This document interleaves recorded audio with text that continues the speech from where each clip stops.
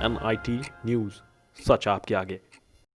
नमस्कार, आप देख रहे हैं NIT न्यूज़। भारतीय जनतांत्रिक गठबंधन के तत्वावधान में राष्ट्रीय सोशलिस्ट समाज पार्टी द्वारा मंडल स्तरीय कार्यकर्ता सम्मेलन का आयोजन कोटकी में किया, जिसमें आने वाले 2022 के विधानसभा चुनाव की तैयारियों को लेकर दिशा निर्देश दिए। हाल ही में टूला विधानसभा उपचुनाव में मिली करारी हार के बाद राष्ट्रीय सोशलिस्ट समाज पार्टी अब 2022 की तैयारी में जुट गई है।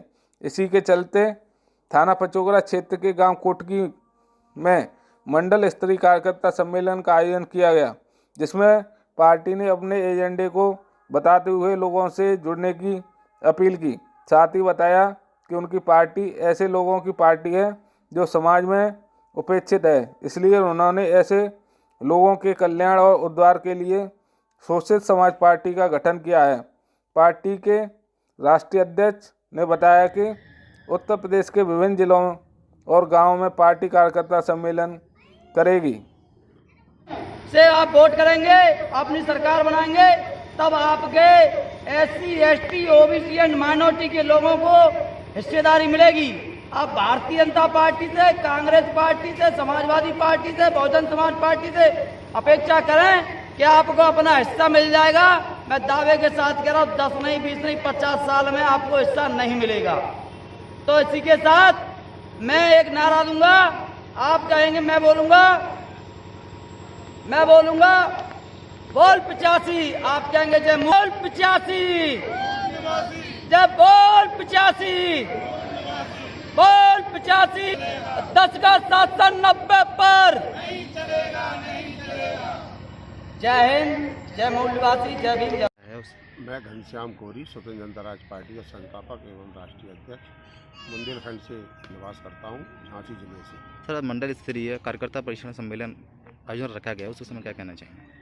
उसमें हमारा जो कार्यकर्ता सम्मेलन है वो इसलिए था कि हम सारे कार्यकर्ताओं को प्रशिक्षित करें कि हमारी पार्टी जो है 20 पार्टियों के साथ गठबंधन है, ताकि आगे भविष्य में जो भी चुनाव हो उसमें कार्यकर्ताओं में भ्रांति ना हो, कार्यकर्ताओं को मालूम हो कि इधर प्रत्याशी किसका लड़ रहा है, और एकजुट होकर वो लोग कंधे से कदम मिलाकर चुनाव लड़ें। इसके लिए हम लोगों ने आज ये मंडलीय कार्यकर्ता सम्मेलन रखा हुआ है। साथ ही साथ आज जो किसानों के साथ जिस तरीके से कुटाराघात, उसका भी हम लोग विरोध करते हैं। भाई, किसान देश की जान है, शान है, आन है, मान है, अन्नदाता है। अरे उसकी मनमर्जी से कानून बनाएं, उसके साथ बैठ के कानून बनाया जाता तब तो बात समझ में आती है। भाई, लोकतंत्र की व्यवस्था है, स्वतंत्र भारत की देश है, तो स्वतंत्र लोगों के साथ बैठ के होना चाहिए कि आपने सरकार, अगर आपको उसी किसान ने तो सरकार दी, हम ही भारत के मूल्यवासियों ने तो सरकार दी, आपको सरकार दी है, जनता की सरकार है, जनता के द्वारा चल रही है, तो जनता से बात करके ही कानून बनना चाहिए। एकदम से थोप होगी तो जनता तो औखलाएगी। आज वो पिछले 1 महीने 1.5 महीने से और सर्दी में अपने वहाँ पर जूझ रहे हैं, बॉर्डर पर पड़े हैं। देश का प्रधानमंत्री एक दिन मिलने के लिए समय नहीं है, विदेशों में घूमने के लिए पूरा समय है उनको। ऐसा क्या? इस देश का प्रधानमंत्री, जहां देश की जनता भूखों के लिए, अपने काम के लिए, अपने अनाज आंदोलन के लिए, अपने किसान आंदोलन के लिए रात दिन वहाँ पड़ा हुआ है, वही रोटी सेक के खा रहा है, उसको देखने के लिए उनकी ज़रूरत नहीं है। ये तो अन्याचार है, ऐसा नहीं होना चाहिए।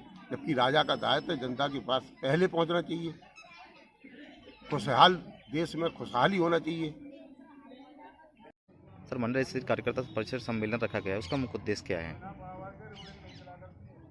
73 वर्ष की आज़ादी में जो 90% मूल निवासी SC, ST, OBC माइनॉरिटी के लोग हैं, उनको शिक्षा, नौकरी, व्यापार, राजनीति किसी भी क्षेत्र में हिस्सेदारी नहीं मिली है।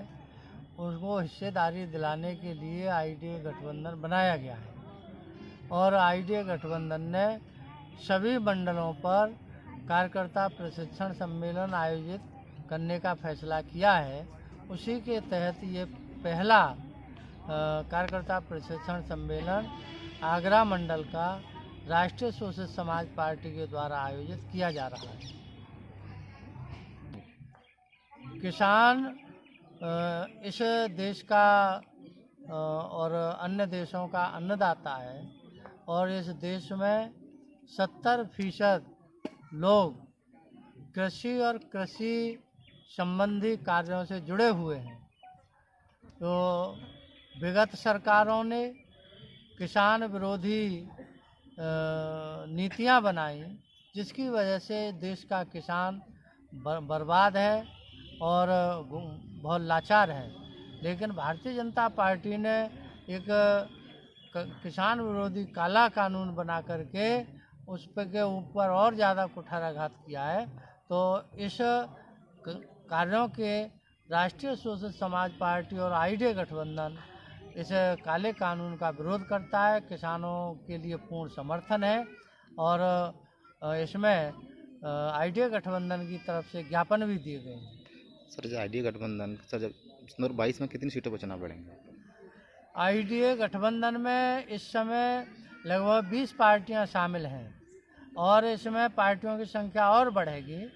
तो उत्तर प्रदेश में हम 403 सीटों पर आईडीए गठबंधन चुनाव लड़ेगा। हम सब आपस में सीटों को बांटकर चुनाव लड़ेंगे और 403 सीटों पर चुनाव लड़ा जाएगा। Thank you. ताज़ा खबरों के लिए NIT न्यूज़ चैनल को सब्सक्राइब करें और बेल आइकन को प्रेस करें।